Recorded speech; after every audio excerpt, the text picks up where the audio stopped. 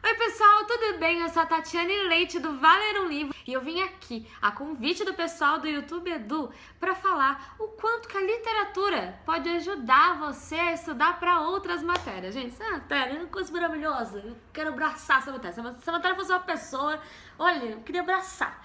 Enfim, vamos lá, vamos direto ao ponto, porque eu sei que a gente não tem tempo a perder e que a gente junto, aqui ó, todo mundo junto vai conseguir passar nesse vestibular muito louco aí, né? Vai dar certo. Eu separei as obras que são obrigatórias da FUVEST, que é o vestibular ali, que entra na USP, né, na Universidade de São Paulo. Então, vamos rapidinho aqui, ó, de uma maneira divertida, eu, você e eu, vamos lá? Então, primeiro, Vidas Secas, Graciliano Ramos. Com Vidas Secas, vocês conseguem, por exemplo, entender questões de migração, porque a família está migrando, certo? Vocês conseguem entender questões de geografia, por exemplo, eles estão na Caatinga, né? Olha como é interessante. E o Graciliano descreve muito bem o clima, né? Descreve muito bem ali o que está acontecendo na vegetação, se tem vegetação, se não tem, que é o que? É seca. Vidas secas. Então, Caatinga é o que? Seco, seco e seco. Outra coisa legal que dá para estudar é sobre essa questão de pobreza e riqueza, da questão dessa divisão toda que pode acontecer. O Graciliano, né, quando ele coloca os personagens dele, esses personagens no Vidas Secas, eles são tão secos quanto a Caatinga e quanto a obra, quanto o título da obra, e eles são paupérrimos, né? O sonho da Sinha Vitória, que é a personagem principal, que é a mulher do Fabiano, é ter uma cama de estrado, sabe? Que não doa as costas. Eles não têm nome direito, né? Porque, por exemplo, os filhos é o menino mais velho e o menino mais novo. Eles passam fome. Então, olha quantas questões aí você consegue estudar com Vidas Secas e de outras matérias, até biologia dá pra estudar, né? Porque a gente também, a cachorrinha, a baleia, ela tem uma doença que você vai estudar na hora de estudar biologia. Então, gente, dá pra fazer um monte de coisa, certo? E aí a gente pode ir, por exemplo, para Claro Enigma, um livro de poesia do Drummond. Drummond, nosso poetinha brasileiro, né? Nosso poeta brasileiro, todo mundo conhece Drummond, todo mundo já ouviu falar Drummond alguma vez na vida. No mínimo, então, havia uma pedra no meio do caminho havia uma pedra. Qual que é a questão, né, do Claro Enigma? Ele foi publicado já no finalzinho da vida do Drummond. Então nós tínhamos o Drummond cético, um Drummond quase niilista, gente. Ele quase não acreditava em mais nada, E o Drummond, gente, ele passou por várias fases do modernismo, inclusive uma coisa muito interessante, ele fez parte, né, do comunismo, ele lutava a favor do comunismo, e ele também fez parte da geração 45, no Estado Novo, e ele foi preso por conta de atos políticos. Então você tem esse Drummond, só que aí no Claro Enigma ele já tá cético, ele já não acredita em nada. Até um dos poemas mais conhecidos dentro do Claro Enigma é o que fecha o livro, que é o Máquina do Mundo. Nesse poema, gente, o homem, ele tem o contato com uma máquina que é capaz de responder qualquer coisa que ele quiser. E aí ele vira e fala, não tô interessado, agradeço. Sabe, ele começa o livro, por exemplo, falando que ele tá sem forças para rosquear uma lâmpada, então ele tá sem luz, né? Tem um dos poemas, ele fala, o mundo, meu bem, não vale a pena. Então, olha como você consegue também debater questões políticas, né? E até de geopolítica, né? Essas questões de sociologia, da melhor maneira possível, né? Com o Drummond ali, citando Drummond, olha que chique citar Drummond, falar tal qual Drummond, a gente tem que pensar se o ceticismo vale a pena, tal qual Drummond, a gente tem que pensar se as revoluções e se as manifestações, o que elas vão me trazer, se há respostas ou não para a humanidade. Ó que profundo, você citar Drummond ainda, nossa senhora, a melhor coisa. Não precisa nem citar na redação, cita na mesa com seus amigos, vai ser legal isso aí, hein? Outra obra muito legal para estudar é o Sagarana, né, que também, enfim, eu tô aqui na listinha ainda da FUVEST, tá? O Sagarana, gente, é uma obra, uma coletânea praticamente de novelas publicadas ali na época do Estado Novo. Então você tem ali questões políticas fortes e bem presentes, ou seja, já dá para estudar história. Show? Além disso, o Guimarães Rosa, que é o autor dessa obra, ele é conhecidíssimo pelo seu neologismo. O que é o neologismo, gente? É essa junção de palavras que não necessariamente existem na nossa gramática. E isso é ótimo, porque a gente consegue pensar muito mais, né? Além da caixinha, a gente consegue ir. O próprio nome Sagarana, né, envolve saga e Irana. Então a gente consegue ali, que é o Urana, que é o quase, e o saga, de saga literária, que então são quase sagas, é uma coletânea de quase sagas. Então você consegue acompanhar ali essa questão gramatical, você consegue entender de história por causa do momento político, do contexto político, você consegue entender também de religião. Uma das novelas chama Corpo Fechado, então você tem essa história de você fechar o seu corpo, né, em determinadas religiões, para não entrar nenhum espírito maligno, nenhuma energia negativa. Então, enfim, dá também para você pensar muito a respeito de história, religião, geografia, sociologia, e assim vai. A gente tem também Iracema. Iracema já é mais clássico, né, gente? Do José de Alencar, esse autor aí que é um pouquinho difícil, né? Todo mundo que gosta dele. Um cara extremamente romântico, da primeira fase ali do modernismo. E o legal é que, assim, em Iracema, ele traz um índio.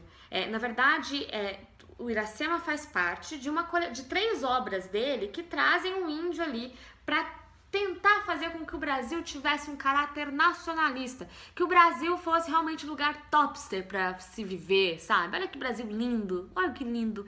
Então, são romances, né, do José de Alencar, que justamente mostram uma floresta maravilhosa, uma selva maravilhosa, um povo maravilhoso, tudo maravilhoso.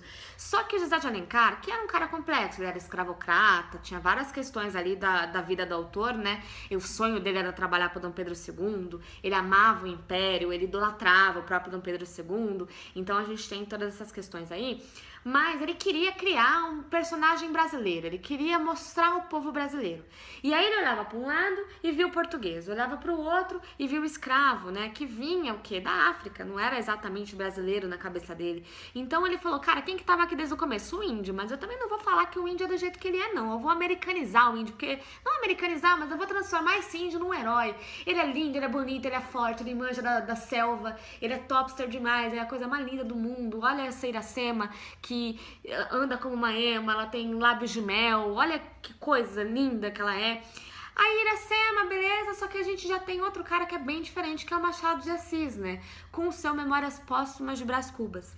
Gente, Memórias Póstumas de Brás Cubas, a gente tem, por exemplo, uma questão muito forte, que é o universalismo.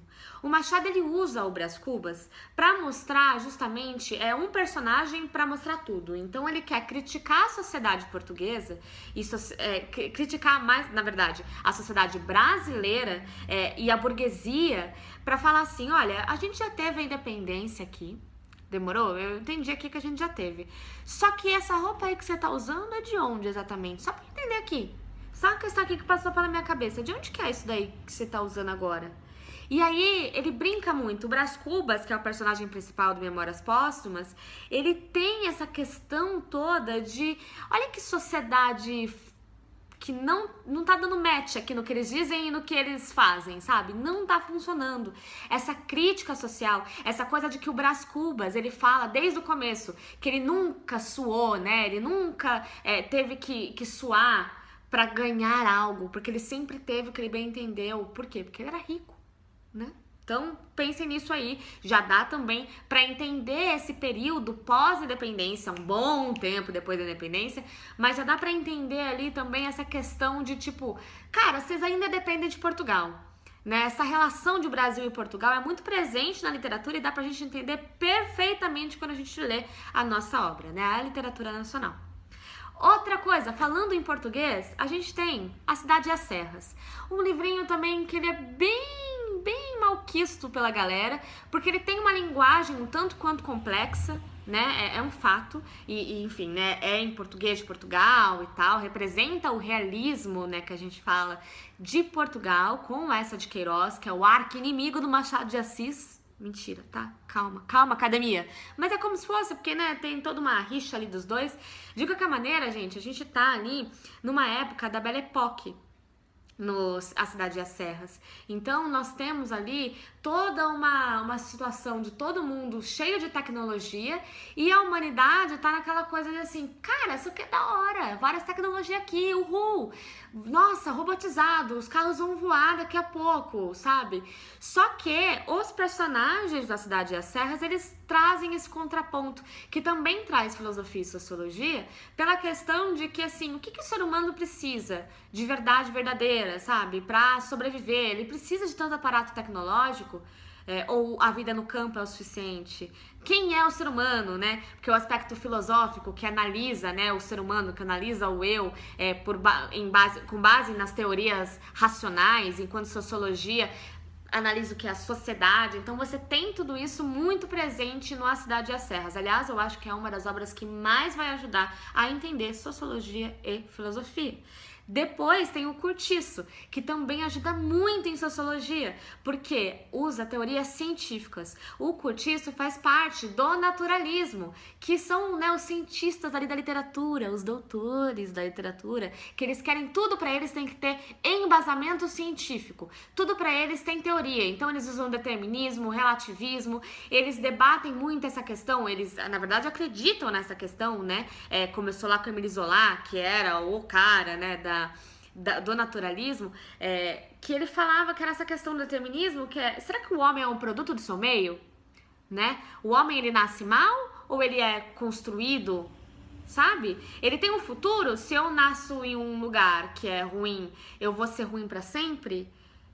Sabe? E no Curtiço, gente, isso é presentíssimo. Até o fato, por exemplo, de que um dos personagens que é português, quando ele começa a se envolver com uma brasileira, ele começa a não gostar mais de trabalhar, vira assassino. Olha que imagem deturpada, né? Mas enfim, dá pra entender bem as questões, as teorias científicas ali, que são várias, dentro do Curtiço. Também tem Minha Vida de Menina, o último livro adicionado pela FUVEST e que basicamente é em formato de diário e traz uma menina de 13 anos contando como que é o seu dia a dia em Diamantina.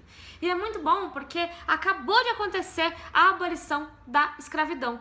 E ela, enquanto uma menina de classe média, quase classe média alta, ela conta muito bem o período da escravidão, o que aconteceu e o que a sociedade ali tá achando dessa coisa da abolição. O que vai fazer com os escravos, o que não vai fazer, sabe? Ela, na visão dela, que é elitista, querendo ou não, mas o que a avó dela pensa, o que a mãe dela pensa, e também sobre a caça ao ouro, gente. Porque o pai dela, enfim, ele faz isso, né, de ouro e tal, em Diamantina, que era um período super bom pra ter ouro, pra achar ouro. E, gente, tá acontecendo umas paradas em Diamantina bem nessa época, tá achando menos ouro por lá. Então, enfim, ela conta isso de uma maneira muito legal e até um pouco infantil, que é muito mais fácil da gente entender, da gente aprender. Afinal de contas, ela tinha 13 anos na época que ela escreveu o livro. E por último, mas não menos importante, nós temos Mayombe, né? Finalmente a FUVEST, finalmente o vestibular, resolveu pegar uma literatura africana. Demorou, mas chegou, estamos lá, chegamos nesse momento.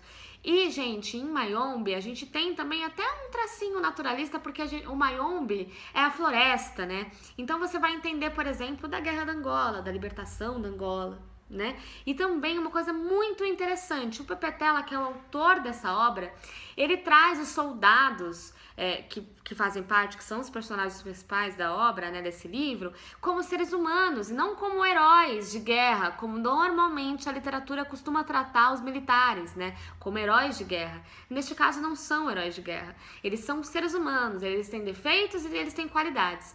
E uma coisa muito interessante é que você também consegue desmistificar e entender, e aliás, saber da existência, porque muita gente nem sabe da existência, do movimento, do partido político que comanda Angola desde a época que eles foram libertos ali de Portugal, né? Desde a época que eles se tornaram independentes. Então também dá para entender bastante aí esse partido político que tá aí até hoje lá em Angola, certo? Tentei o mais rápido que eu pude. Muito obrigada pelo convite. Eu espero que vocês tenham aprendido bastante. E a gente se vê no Valer um Livro, a gente se vê na vida, a gente se vê no Enem e vai dar certo. Tamo junto e até a próxima. Tchau, gente!